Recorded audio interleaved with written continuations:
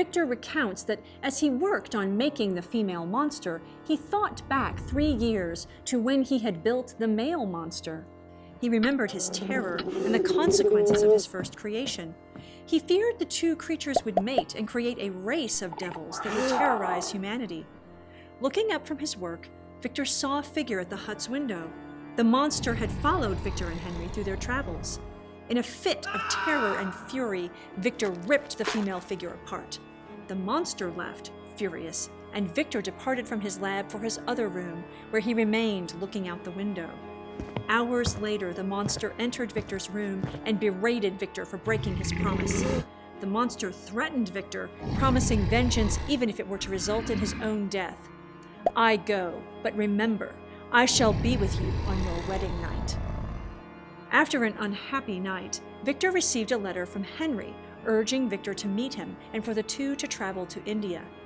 Victor cleaned up his lab and left 2 days later, taking a boat off the island. He dumped the body parts and fell asleep, drifting into choppy water. He woke up joyful to be alive, but was puzzled when the local people treated him with hostility. Victor was then arrested and taken to see Mr. Kerwin, a magistrate, to explain a man's murder.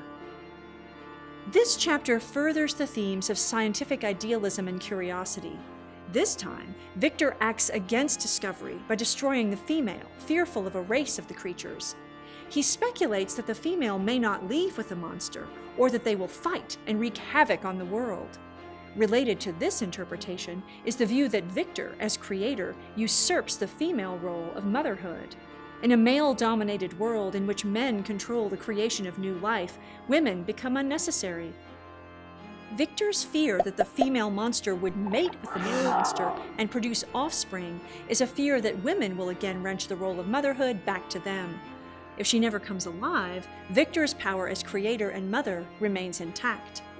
The Adam and Satan symbol gets a twist in this chapter. The monster tells Victor, "You are my creator, but I am your master. Obey." Here, the monster takes the role of Satan. As Satan, before his fall, challenged the divinely mandated order and revolted against God, seeking control of heaven, the monster challenges the supremacy of his creator.